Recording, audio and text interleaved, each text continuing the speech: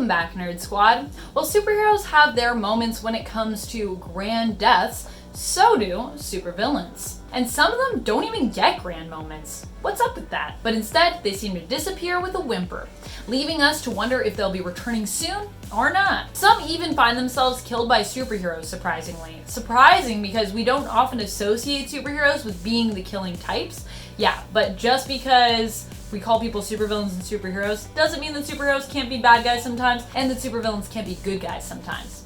Today we're going to take a look at some of the shocking demises of some of the greatest of superheroes' foes as we count down the top 10 newest supervillain deaths. All of these deaths have happened within the last decade, so try and see if you can think or guess as to who made the cut and maybe what issue they died in, if I don't mention it. Alright, let's get counting. Number 10, Madman. This Hulk villain was actually the older brother of a quite famous villain in the comics, the Leader, Samuel Stearns. Philip Stearns idolized the Hulk, wanting very much to be like him, so he set out experimenting with gamma radiation.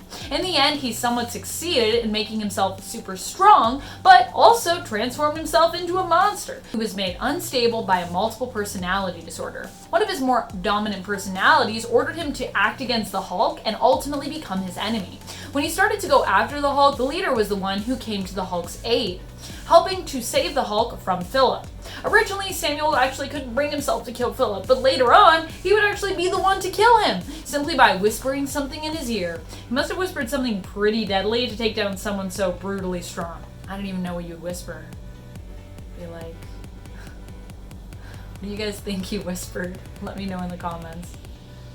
I'm thinking he's like, you actually used to love the Hulk, just a reminder. He's like, and he just died or something. Number 9, Darkseid. Darkseid is a guy that's really hard to keep down. Whenever you kill him, he always seems to come back. But this time around, it was final. During the Darkseid War in Justice League issue 45, Darkseid met his end at the hands of the Black Racer, who was fused at the time with the Flash. And we never saw Darkseid again. That was it. He was dead.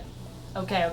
So after he was shortly resurrected by his daughter, Grail, who brought him back in a way. But this Darkseid, well, it wasn't really the same one that we had before. So does it count? I mean, it totally does. But still, let me have this. See, this version of Darkseid who was brought back was a baby. Grail attempted to raise her dad, I guess, to be good, or at least better than he was before. And so, although Darkseid remains pretty unkillable in the comic book world, this younger version of Darkseid, who actually is all grown up now because comic books, is still not really the same one we had before, at least. Change can be good in comics.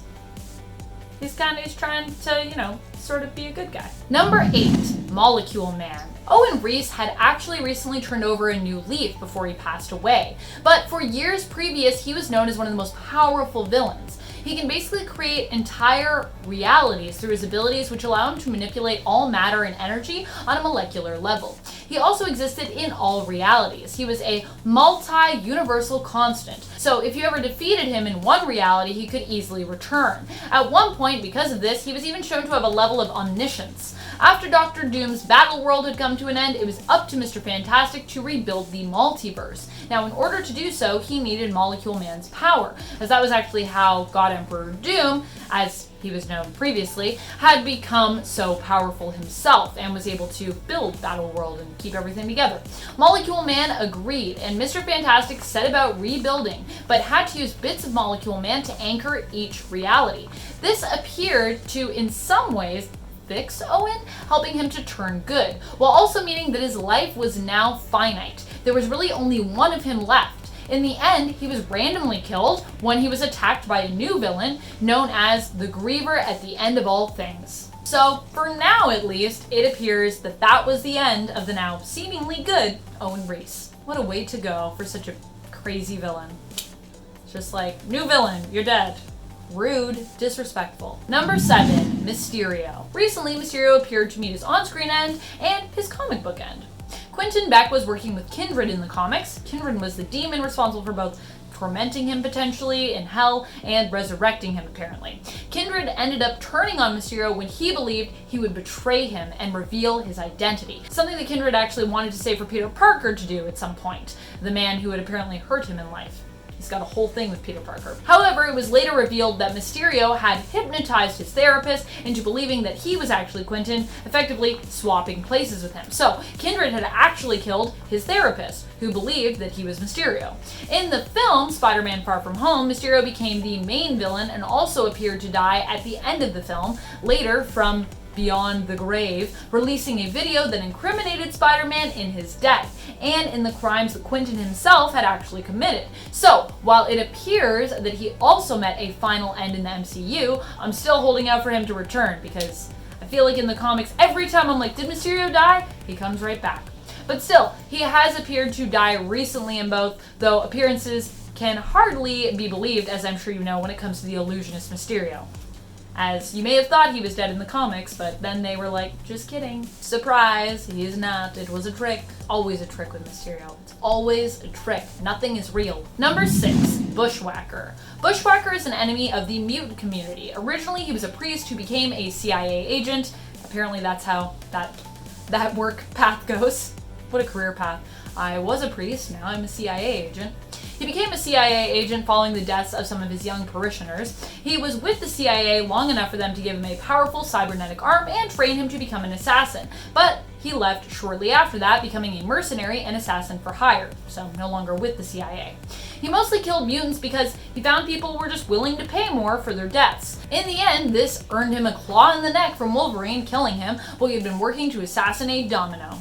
Because that's what happens when you mess with mutants. Wolverine might kill you. He is a hero that kills people. I don't think he's ashamed about it either. Number 5, Thanos. Thanos hasn't been confirmed dead, but he was sucked into a black hole last we saw him. And I don't know if people really come out of black holes.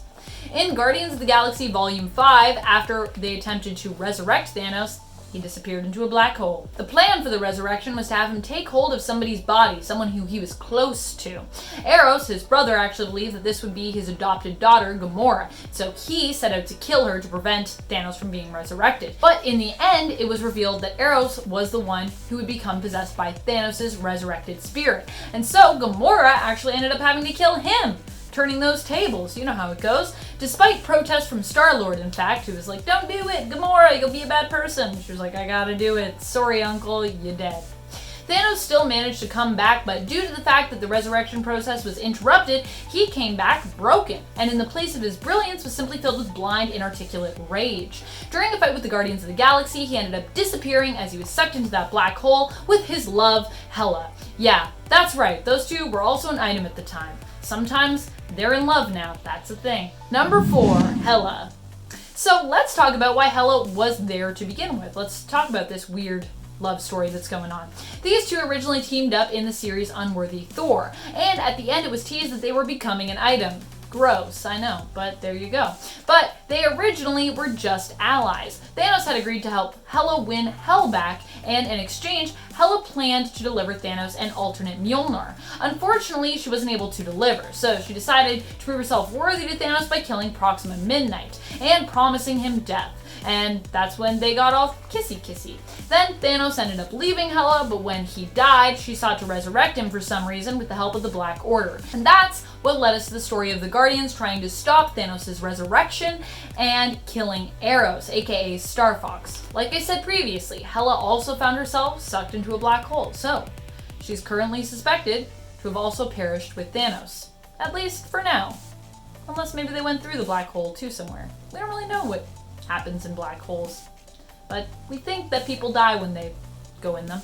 If they do. Number 3, Shriek. Sort of death / transformation into a different person, really. But the Shriek that we knew and loved basically gave up her life so that Demogoblin could be resurrected. In the event Absolute Carnage, Carnage is the one who kills her after she agrees to be sacrificed. He rips out her spine so that they can possess the codex left within her spine from her time as Scorn when she was merged with that symbiote. And as she died, she gave herself willingly to be resurrected as Demogoblin. Though Demogoblin was now resurrected as a female because of that sacrifice, so it referred to itself as Demogoblin. It also resumed the freaky love affair that Shriek and Carnage had been in. Yeah. So, while we may have lost Shriek, we gained in her place Demogoblin, and at least Carnage still has a date. That's nice. Number 2, Black Mask. I'm not sure which fate is worse for Black Mask. Roman Sionis in the comics, last we saw him, was actually being held in something like a torture prison beneath the Teen Titans HQ. He was kept there by Damian Wayne's Robin, along with Brother Blood and Onomatopoeia. They're all kind of locked up there together.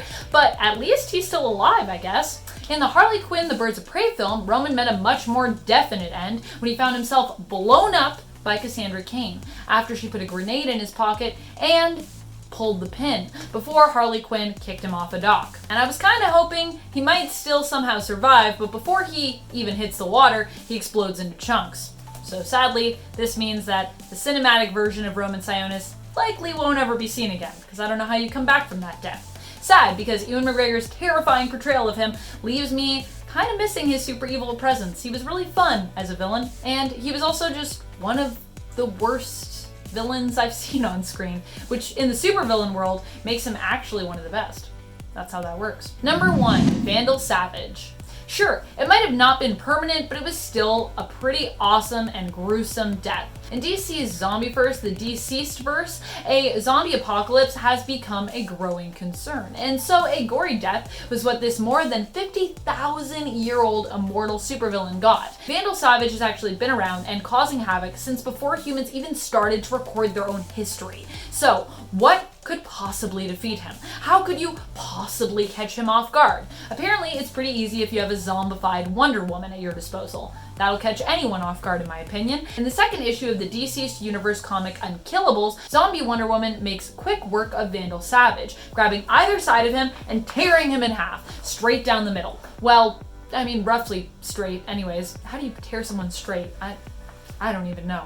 What a way to go. This also shortly followed the death of the main continuity version of this character a couple years prior, who suffered his death at the hands of Lex Luthor. So Vandal Savage is all kinds of dead right now. Poor dude. Thank you so much for watching, Nerd Squad. I hope you found this list informative. Did you know about all of these recent deaths? Are you already expecting some of these supervillains to return in full force soon? Do you think that there are any that have died that may remain dead, or at least remain MIA for a while longer? Let us know in the comments below. And speaking of comments, it's time to turn to some comments from one of our latest videos, Top 10 Strongest Superheroes with No Powers. Suriam Gangwall comments, she could have said, why is Batman the strongest? Because he is Batman. Just the end of the number. Well, I definitely could have said that. I'm sure no one would have argued with me. But I really wanted to share with you all his impressive bench press stats. I needed to get that out there, so I had to give you some facts.